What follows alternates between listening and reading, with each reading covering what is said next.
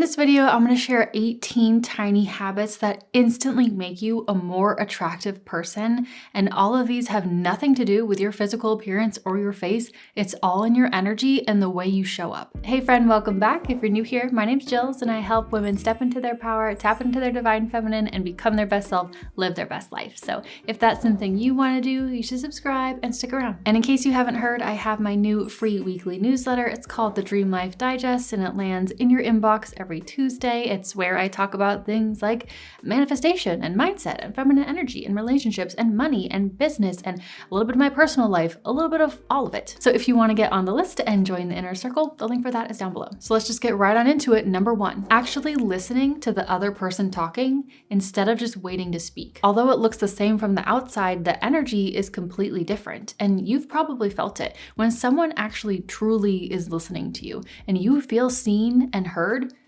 you like that person more. Some people are just waiting to speak because they just like to talk about themselves. Other people are waiting to speak and thinking about what they're gonna say because they're anxious. But either way, when that happens, you lack presence.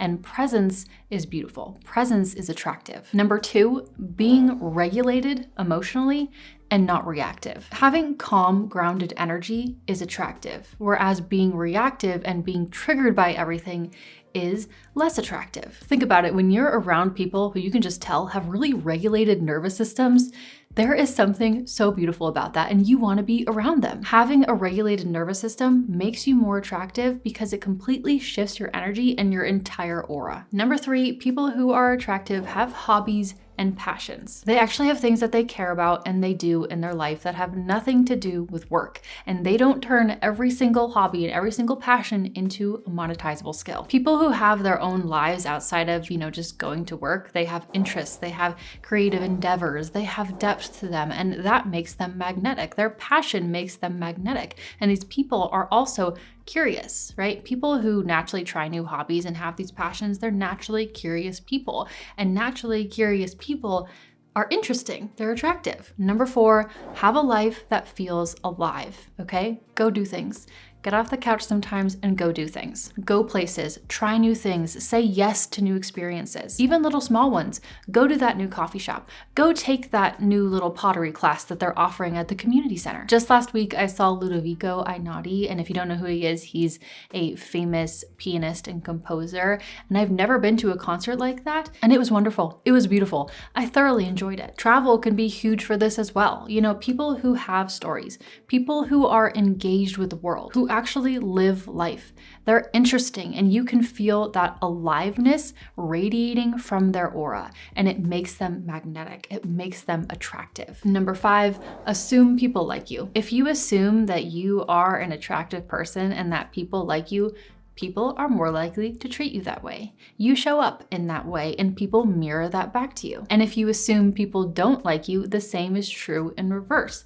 People start to subconsciously mirror that back to yourself. This is not being entitled or obnoxious. This is just being confident. And confident energy is attractive. Number six is not rushing through everything. Rushing energy is anxious energy. But when you slow down and move in a softer way, in a more confident way, again, there's a presence to that. There's a confidence to that. There's a magnetic energy about that. Why isn't she rushing? Why is she so calm? What does she have figured out? What does she know that I don't? Again, goes back to the regulated nervous system. People with regulated nervous systems tend to not rush so much. It all kind of comes back to the same thing. Number seven, if you want to be more attractive, make decisions without seeking validation. You don't need to ask everyone's opinions before you decide on something. And you don't need to over-explain why you decided what you decided. You do not have to over-explain your decisions, your actions, your feelings. When you over-explain, you're trying to justify it. You're trying to subconsciously get approval and get validation from the other person. So when it comes to what outfit you're gonna wear when you go to dinner with your girlfriends or what job offer you're gonna take, it doesn't matter. Listen to yourself and make the decision. Be confident in your decision. That confidence completely shifts your energy and the way people see you. Even if they don't agree with the choices you made or they think your outfit that you chose is ugly, it doesn't matter. That confidence is magnetic. And number eight, attractive people that people want to be around, those people are excited for life. Those people romanticize the life. They still celebrate all of the little holidays and they still get excited for a little date night with their partner or whatever. Joyful energy and enthusiasm make you attractive and people want to be around that kind of energy. So romanticize life. Be excited by the little things. Be excited to try that new coffee shop that just opened a few blocks from your apartment. Celebrate milestones. Celebrate birthdays. I love people who are excited by life. Almost everybody does because it feels good to be around them. Number 9, people who come off as attractive are able to respectfully disagree with people. And here's what I mean. Like, think about the person who has an opinion on something or has a certain value related to something. That's fine. That's great. Everyone can have their own opinions and their own values. But when you come across someone who disagrees with that opinion or maybe has a different set of values, how do you react? The people who react by yelling and shaming the other person and getting all aggressive and being all triggered, that's unattractive.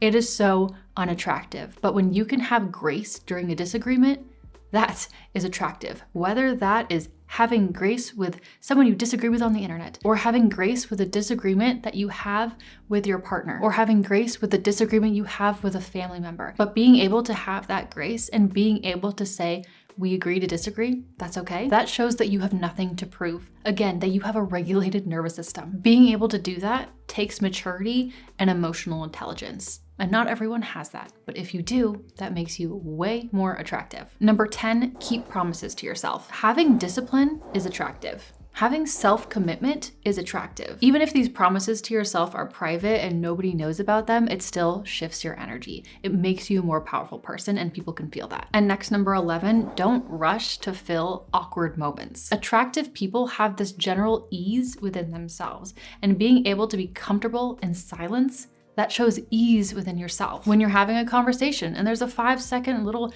gap in the convo, which happens sometimes, that's normal, and no one knows what to say next. How do you react in that situation? Are you comfortable with it or are you resisting it? Are you calm in that or do you immediately get anxious? That difference in how you react and how you respond to awkward moments, any awkward moments, it reveals something about yourself. Number 12, remember small details about people. This instantly makes you more attractive. This is the kind of thing that people don't forget. Whether you remember the name of someone's dog or the fact that this person's daughter just started ballet and she told you about that last time and how excited she was to take her daughter, her first daughter, to ballet. Remembering that this person hates cheese. People love this. People will remember you. It's thoughtful. It's a kind thing to do and it signals you care. And being a genuinely good person makes you a more attractive person. Number 13, speak with confidence and certainty, but not arrogance. And there is a difference. And even science has shown that people who speak with certainty are more well-liked. And this is really interesting. People who have doctors who spoke with certainty, even if they were wrong, right? They spoke with certainty, but their diagnoses were wrong. Their patients actually liked those doctors more simply because they spoke with certainty. When you speak with confidence and certainty, it comes off as attractive. People like it. People gravitate to you more. Number 14, being able to laugh at yourself. Okay, embarrassment is a choice. Everybody makes mistakes. Everybody has weird moments. Everybody has awkward moments. That is a part of being human. But whether you're embarrassed by that or not, that is a choice. It shows you're confident, you're emotionally secure, you're a playful person. All of that is attractive. Number 15, have goals and a sense of direction. Even if those things change over time. They probably will change over time, and that's okay. It's not about having it all figured out. It's about being in motion towards something, caring about something, being passionate about something, and caring about things is attractive. Number 16, give people your full attention. People who are attractive are present with you, right? You can feel that. You like people more when they are present with you. When you are talking to them and they're actually looking at you, making eye contact, they're not looking out around the room and, like messing with their hair and messing with their clothes, or the worst, picking up their phone and like texting someone and ignoring you. Give people your full attention. Real presence is becoming rare, but that's what makes it so powerful. That's what makes it so attractive. Number 17, you don't always need to win. You don't always have to prove your point.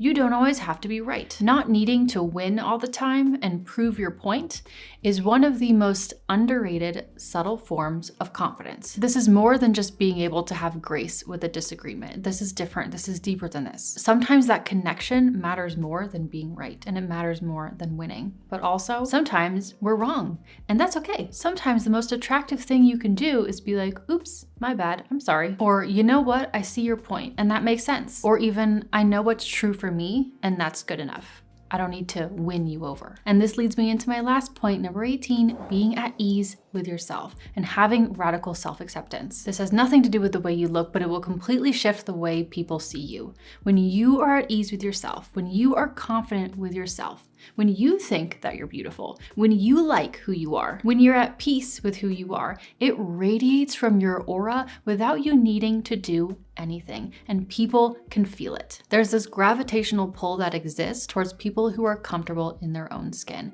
It's undeniable. It's simple. Sometimes if you want people to perceive you as more attractive, you have to decide to see yourself as attractive first. This is where real beauty and real attractiveness starts. Are you at ease with yourself, with how you are and how you look and all of your features? Or are you fighting yourself? Because the first is much more confident, much more attractive, and much more magnetic. And that is why you need to go watch this video here, The Psychology of Being Hot. It's all about how hot is a mindset. And if you think that's delusional, I highly recommend you watch this video first before you jump to conclusions. So I'll see you over there, or I'll just see you next time in my next video. Thank you so much for watching. Bye.